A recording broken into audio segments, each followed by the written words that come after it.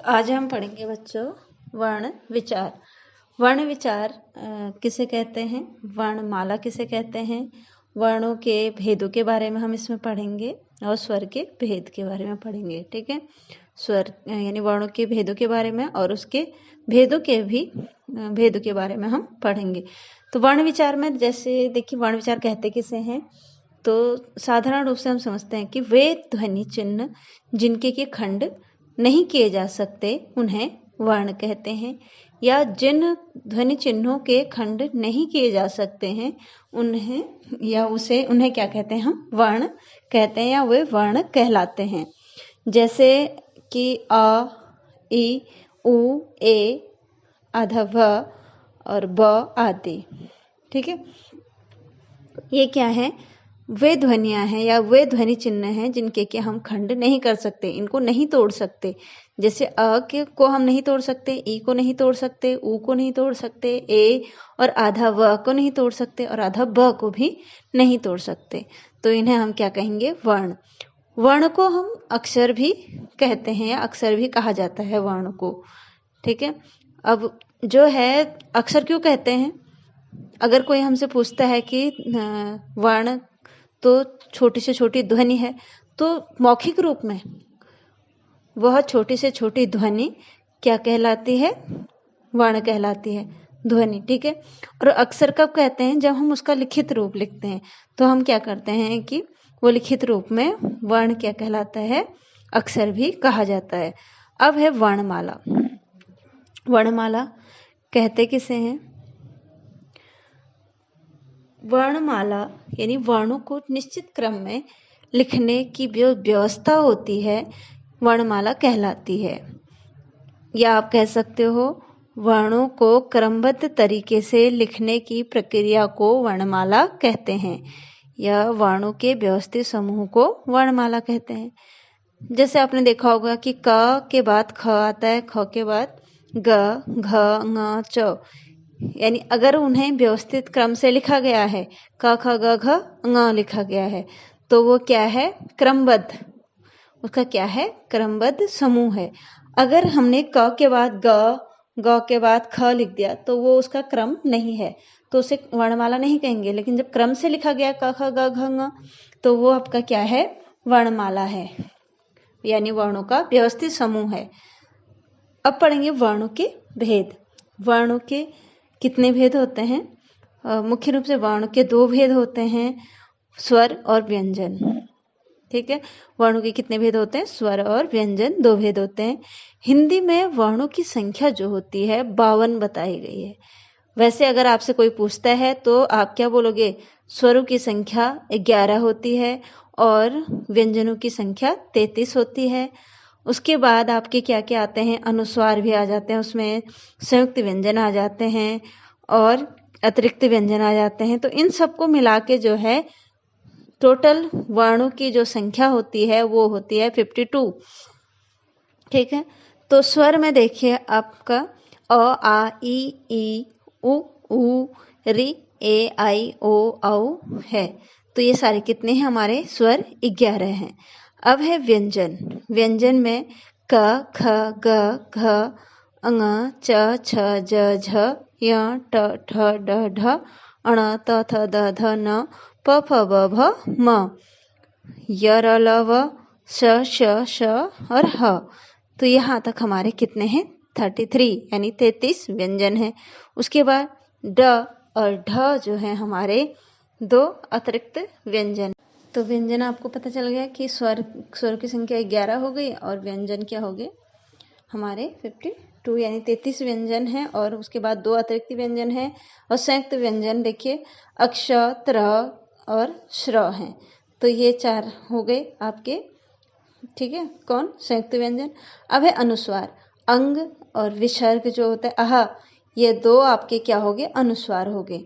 तो अब देखिए 11 आपके स्वर हो गए, 33 व्यंजन हो गए, प्लस 2 अतिरिक्त व्यंजन हो गए, प्लस 4 आपके संयुक्त व्यंजन हो गए, प्लस 2 अनुस्वार हो गए।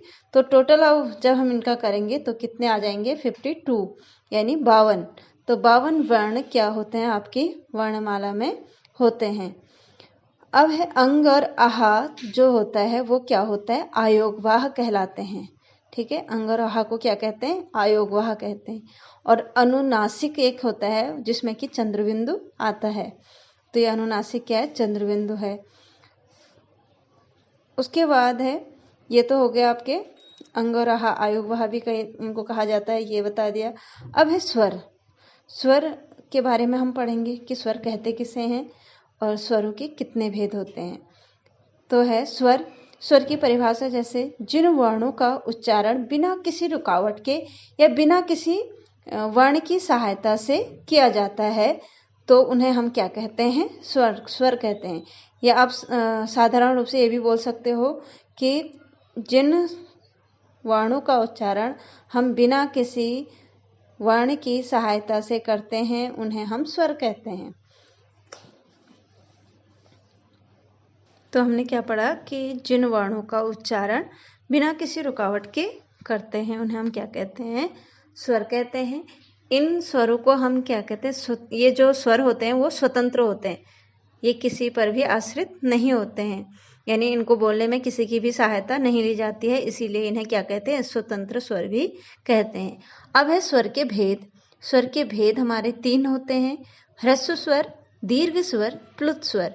ह्रस्व स्वर आप जानते हो, ह्रस्व मीन्स होता है छोटा, यानी ह्रस्व का क्या अर्थ होता है, छोटा, और दीर्घ का अर्थ है बड़ा, और प्लुत स्वर हो गया आपका, वो आगे हम पढ़ेंगे। पहले ह्रस्व स्वर के बारे में पढ़ते हैं। ह्रस्व स्वर जिन स्वरों के उच्चारण में क्या लगता है, बहुत ही कम समय लगता है, उन्हें हम ह्रस्व स्वर कहते हैं। जैसे अ, उ, ई, री, ये 4 हमारे क्या हैं, ह्रस्व स्वर हैं। इनके उच्चारण में समय का क्या लगता है, बहुत ही कम समय लगता है। अब है दीर्घ स्वर, जैसे आ, ई, उ, ओ, औ, ए, आई, तो ये इनकी संख्या है 7। तो दीर्घ स्वरों की संख्या कितनी है, 7 है। और इन स्वरों के उच्चारण में जो है ह्रस्व स्वर से दुगना समय लगता है, इन्हें हम क्या कहते हैं, दीर्घ स्वर कहते हैं। प्लुत स्वर, प्लुत स्वर में आता है ओम, ओम शब्द आता है, तो ये क्या है आपका, प्लुत स्वर है। प्लुत स्वर में उच्चारण में जो है किसके, ह्रस्व स्वर से तिगुना समय लगता है। प्लुत स्वर के उच्चारण में ह्रस्व स्वर से तिगुना समय लगता है। प्लुत स्वर हो गया। और उसके बाद जो ये प्लुत स्वर होता है उसका प्रयोग जो है हम क्या करते हैं, संगीत आदि में भी करते हैं, या संगीत में प्लुत स्वर का प्रयोग किया जाता है। अब है कुछ आगत स्वर ध्वनियाँ होती हैं, जैसे आ हो गया, ज के नीचे देखिए जैसे नुक्ता चिन्ह लगा हुआ है, इसे हम नुक्ता चिन्ह। अब है स्वरों के रूपों के बारे में कि स्वरों को जो है किन रूपों में लिखा जाता है, या किन 2 रूपों में स्वरों को लिखा जाता है। तो पहला है स्वर जो है अपने मूल रूप में लिखे जाते हैं, जैसे हम लिखते हैं आम शब्द, इमली आदि। जैसे आम, आ शब्द को हमने क्या लिखा, मूल रूप में लिख दिया उसका। इमली में ई शब्द हमारा क्या है, अपने मूल रूप में है। तो इसी प्रकार आदि में भी जो है आ जो है आपके मूल रूप में लिखा गया है। और दूसरा रूप जो है स्वरों का, जो दूसरा रूप लिखा जाता है वो उनकी मात्रा के रूप में लिखा जाता है। जैसे कि क आधा क प्लस ई, तो क्या हो गया, की। तो किताब, किताब शब्द हो गया, तो की आपका क्या है, क पे जो है ई आपके मात्रा के रूप में लिखा गया है, ये इसका मात्रा का रूप है, यानी स्वर की मात्रा का रूप है। तो इस प्रकार से स्वर को 2 रूपों में लिखा जाता है। अब है व्यंजन, जिन वर्णों का उच्चारण स्वरों के बिना संभव ना हो वे वर्ण व्यंजन कहलाते हैं।